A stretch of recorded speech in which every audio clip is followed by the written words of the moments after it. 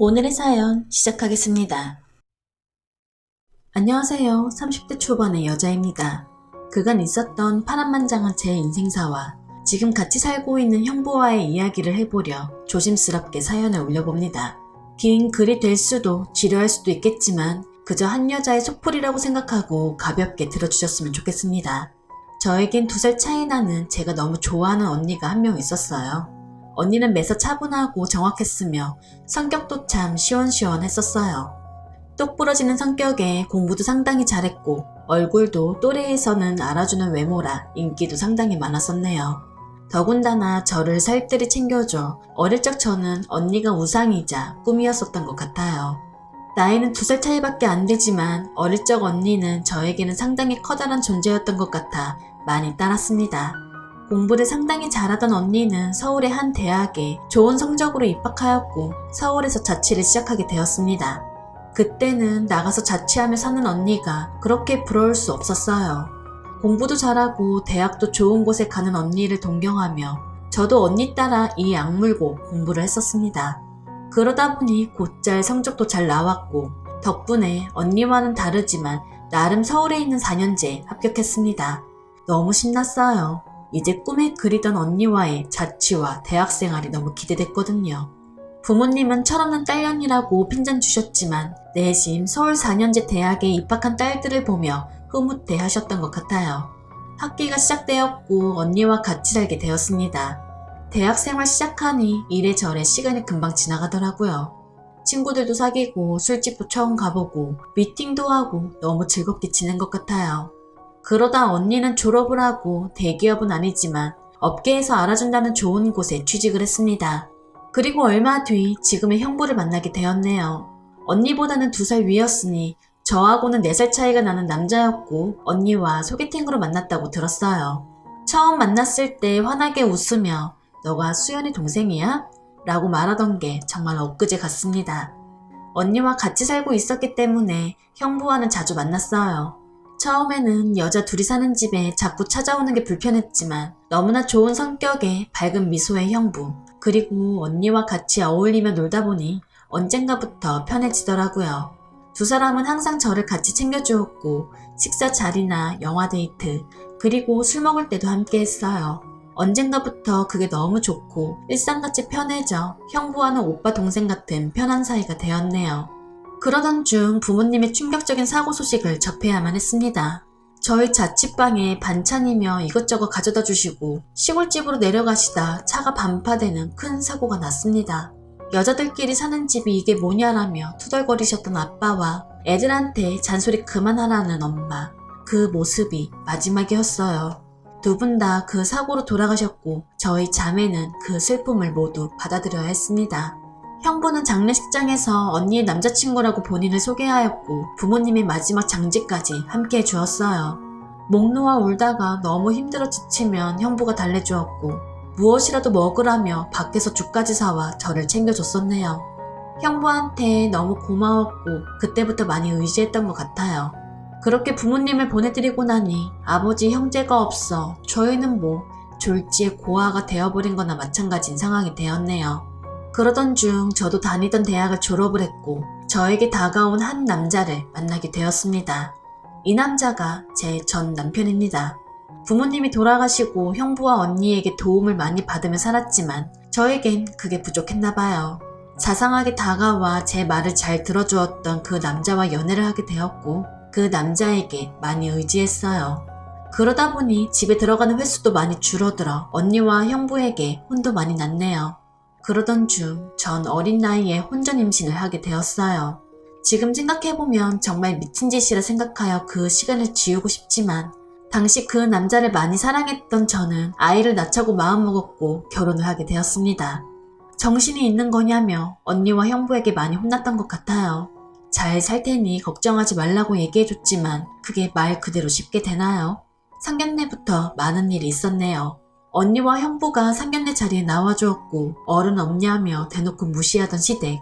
그리고 땀을 뻘뻘 흘리며 그런 경험을 처음 하면서도 괜찮은 척 시댁에 비위 맞춰주던 형부. 매사에 정확하고 똑부러지던 언니도 저를 위해 성격 죽이고 어찌어찌 무사히 상견례를 끝마쳤네요. 어린 나이에 목돈이 없었기에 시댁에서 마련해준 18평 남짓의 빌라에서 아이를 출산하고 신혼을 시작했습니다. 그런데 결혼을 하니 이 남편 너무 바뀌었어요. 잦은 음주와 외박, 그리고 저에게 욕설까지요. 처음엔 실수라 생각되어 넘어갔지만 그게 점점 도를 넘어 어느 순간 제게 폭력까지 휘둘게 되었습니다. 부모가 없어 네가 개념이 없다는 둥 욕을 하며 언니와 형부까지 싸잡아 욕을 했습니다. 어리다면 어린 나이에 아이를 안고 많이 울었던 것 같아요. 하지만 저는 언니와 형부에게 제 상황을 이야기하지 못했습니다. 잘 살겠다고 큰소리치고 했던 이 결혼. 지금 제 상황을 안다면 언니와 형부가 너무 슬플 것 같았거든요. 그렇게 메마른 하루하루를 살아가던 중 언니와 형부는 결혼했고 아픈 마음이지만 밝게 웃으며 축하해 주었습니다. 그리고 저의 불행한 일상이 2년이 지났을 때였습니다. 남편의 폭언과 폭력은 점점 더 심해졌고 심지어 술집 다니는 여자와 외도까지 하는 사실을 알게 되었습니다. 많이 믿어 결혼한 사람인데 너무 힘들었어요. 이때쯤 이 사람과 어떻게든 정리해야겠다고 생각하고 있었을 때였어요. 이혼하고 나가면 어떻게 살까? 이 조그만 아이와 내가 잘 살 수 있을까? 부모님이 살아계셨으면 내가 돌아갈 곳이 있었을 텐데. 이런 푸념을 하며 언니 집에 아이를 데리고 저녁에 놀러간 날이었습니다. 저는 아무런 일 없다는 듯 언니와 식사를 했고 평소대로 일상적인 대화를 나누었습니다. 언니와 식사하고 있는 중 형부가 퇴근하여 집으로 들어왔고 절 보며 반갑게 맞아줍니다. 얌마, 올 거면 미리 얘기 좀 하고 와. 애기 선물도 좀 챙겨서 일찍 들어오게. 신랑도 좀 같이 오고. 이렇게 정감 있는 인사를 하며 제 머리를 쓰다듬어 주네요. 그런데 얼마 전 남편에게 핸드폰 모서리로 맞아서 찢어졌던 부분을 형부가 건드렸고 저도 모르게 비명소리를 내어버렸어요. 형부가 놀라서 뭐냐고, 왜 그러냐고 계속 물어봅니다. 전 사실대로 말할 수 없어 눈을 못 마주치고 있는데 저도 모르게 눈물이 주르륵 뺨을 타고 내려옵니다. 뭔가 이상하다는 느낌을 감지한 건지 형부는 제 몸을 계속 살폈고 표정이 급격히 변해갔습니다. 남편 놈이 이런 거야? 솔직히 말해봐. 맞지? 이렇게 저를 다그쳤고 아니라고 계속 부인했지만 하염없이 나오는 눈물이 제 말이 거짓이라고 저 대신 대답해 주었어요. 결국 그날 그동안 있었던 모든 일을 솔직히 말했고 형부는 분노하여 그 늦은 시간 저를 이끌고 저희 집을 찾아갔습니다. 술을 좀 했는지 소파에 누워서 뒹굴고 있는 남편을 사정없이 패기 시작했습니다. 네가 사람 새끼냐고, 어떻게 그럴 수 있냐며 계속 때렸습니다. 남편은 정신없이 맞으면서 악을 쓰는 소리를 질렀습니다. 형부는 한참을 때리다가 정신이 조금 들었는지 잠시 숨을 고르더라고요. 일단 이 상황이 정리가 되어야 될 것 같아 형부를 밖으로 데리고 나가려 했는데 갑자기 남편에게 무릎을 꿇으며 이야기합니다. 얘 어디서 이런 대접 받을 아이 아니라고. 제발 잘 좀 대해주면 안 되겠냐고. 내가 때린 만큼 속 풀릴 때까지 때리라고. 제발 부탁을 한다고요. 남편은 그런 형부와 울고 있는 저에게 지금까지 해왔던 것 이상의 온갖 욕설을 뱉으며 경찰에 신고를 했습니다. 경찰이 와서 일단 상황은 종료되었지만 절대 합의하지 않겠다는 남편 때문에 형부는 재판까지 받게 되었습니다. 자세한 내용은 형부가 절대 말해주지 않아 그 후 결과나 처벌이 어떻게 되었는지는 잘 모르겠습니다. 그런 상황에 저는 확실히 남편과 정리할 수 있었고 이도 저도 갈 곳이 없던 저와 아이에게 언니와 형부는 손을 내밀어 주었습니다. 언니와 형부의 집에서 같이 살게 되었고 차근차근 그동안의 정리를 하며 이혼 준비를 했습니다. 이혼 과정이 참 복잡한 게 많더라고요. 저 때문에 속 많이 상했던 형부는 저에게 걱정 말라며 많이 도와주었습니다. 너무 힘들었던 제게는 그때 형부와 언니에게 너무 고마웠어요. 그리고는 예전 처음 형부를 만났을 때처럼 저와 언니 그리고 형부 거기에 제 딸아이까지 나름 행복한 생활로 돌아올 수 있었습니다. 아이는 아직 어려 그간의 일들을 전혀 인지하지 못합니다. 마냥 이 상황이 당연한 일상인 듯 해맑게 커가고 있습니다. 어쩌면 다행이죠. 이때쯤 아이가 3살이 되어 가정 어린이집에 보냈고 저도 작지만 경제활동을 할 수 있게 되었습니다. 작은 디자인 업체에 취직을 하게 되었어요. 이 회사가 프리랜서처럼 집에서도 일하다가 사무실에서 회의하고 할 수 있는 아이를 키우는 저에게 딱 알맞은 직장이었거든요. 급여는 크지 않았지만 빨리 목돈 모아 이 집에서 독립하기 위해 이 악물고 일했던 것 같습니다. 회사 몰래 관련 아르바이트도 짬짬이 하며 아이도 챙기고 일도 병행하는 그런 바쁜 날들이었던 것 같네요.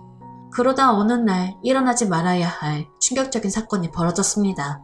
왜 저한테는 이런 시련들이 몇 번씩이나 이어졌는지 아직도 이해할 수가 없네요. 어느 날 회사에서 디자인 회의 후 집으로 돌아왔는데 회사에 있어야 할 형부가 잔뜩 어지럽혀진 집안 식탁에 앉아 울고 있었어요. 식탁 위에는 마시던 소주 한 병이 있었고요. 너무 놀라 이게 무슨 일이냐 물었지만 형부는 아무 말이 없더라고요. 그러다 식탁 위에 올려진 이혼 서류를 발견했고 그 서류에는 언니 이름이 적혀 있었습니다. 무슨 일이냐 물었습니다. 한참 뒤에 형부가 하는 말이 언니와 이혼하게 되었답니다. 언니는 집을 나갔다고 하고요. 도대체 무슨 말인지 도저히 이해가 안 되었어요. 아무 문제 없이 행복하게 잘 지내고 있는 줄만 알았는데 갑자기 이혼이라니요. 계속 형부에게 물었지만 형부는 그냥 이혼할 거니 그렇게 알라고만 얘기하고 다른 이야기는 해주지 않았습니다. 일단 아이를 챙겨야 했기 때문에 대화는 그렇게 끝났고 바로 언니에게 전화했어요. 언니는 아무 말도 하지 않았고 저는 무슨 일인지 일단 만나서 이야기하자고 언니를 채근했습니다. 언니와 만났고 이야기를 들었습니다. 언니가 미안한데 정말 미안한데 사랑하는 사람이 생겼어. 그냥 그런 줄 알아. 너에겐 할 말이 없어. 이게 뭔 말인가요? 제가 그렇게 좋아했던 똑순이 언니가 형부가 아닌 사랑하는 사람이 생겼답니다. 너무 화가 났어요. 뭐라고 욕하기 이전에 뺨부터 때렸습니다. 무슨 개짓거리냐고. 형부가 얼마나 우리한테 잘해줬는데 그게 무슨 말이냐고. 나 잘못 들은 거 아니냐고 소리를 질렀습니다. 그런 언니는 그저 미안하답니다. 절 끝까지 챙겨주지 못해서 무책임하게 떠나게 되어 미안하다고요. 너무나 황당하고 어이가 없어 말도 제대로 안 나오더군요. 그렇게 잘해주었던 우리 형부가 너무 불쌍해 정신 차리고 언니에게 이야기했습니다. 앞으로는 넌 내 언니도 아니고 두 번 다시 우리 앞에 나타나지 말라고. 내가 너 대신 형부를 끝까지 지켜줄 거고 꺼지라고요. 그리고 울면서 자리를 나왔습니다. 저도 그렇게 아프게 이혼했는데 그렇게 믿었던 언니가 제 전 남편처럼 말 같지도 않은 짓을 저지르다니요. 집으로 돌아왔고 말없이 형부를 위로해 주었습니다. 사실 제가 할 수 있는 일이 크게 없었어요. 저도 딸아이와 함께 얹혀 살고 있는 입장이었기 때문에 그저 위로해 줄 수밖에 없었거든요. 형부는 며칠을 출근도 안 하고 술로 살았어요. 너무 안쓰러워 그때부터 언니 대신 집안일을 더욱더 살뜰히 챙겼고 가사, 육아, 일을 병행하게 되었습니다. 너무 바쁘게 움직였지만 그것보다 형부의 충격이 더 걱정되어 힘들다는 생각도 못했어요. 그러던 어느 날 형부가 저를 불렀습니다. 그리고 봉투 하나를 건네주었는데 1억 원이 수표로 들어있었어요. 그러며 하는 말이 같이 아파트 들어가려고 모아두었던 돈인데 이제 아무것도 필요 없으니 이 돈 가지고 나가서 자기 걱정 말고 행복하게 살라고 합니다. 여기 계속 있기 불편하지 않겠냐고. 어차피 끝까지 저와 아이 같이 데리고 가려고 했었는데 그 목 나누어 주는 거라고 했습니다. 그 와중에 제 걱정을 하고 있었다니 눈물이 나서 펑펑 울어버렸어요.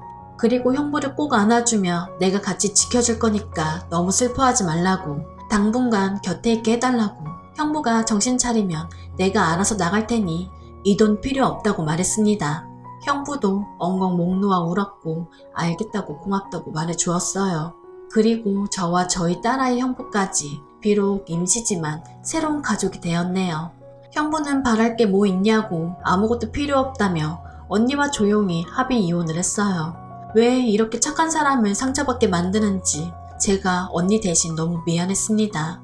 이렇게 짧은 시간 동안 부모님의 사고, 그리고 혼전 임신과 이혼, 그리고 믿었던 언니의 충격적인 배신, 무려 3가지나 되는 큰일을 겪었네요. 형부는 그 후 정신 차리고 일상으로 돌아왔습니다. 저도 마찬가지고요.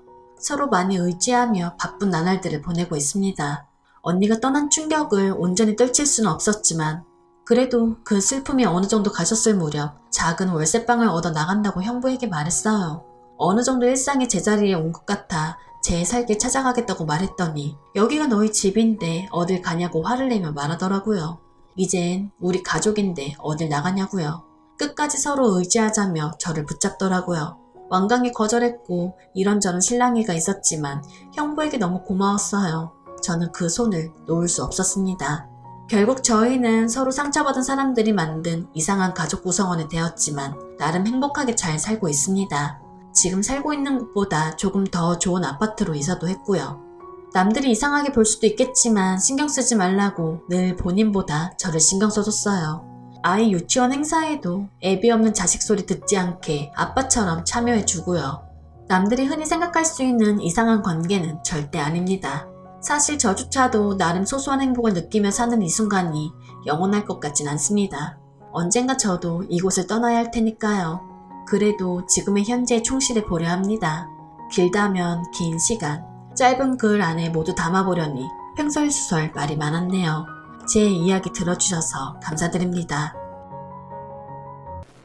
오늘의 사연 들어주셔서 감사합니다. 여러분의 생각은 어떠신지 댓글 달아주세요. 재미있게 시청하셨다면 구독, 좋아요 부탁드립니다.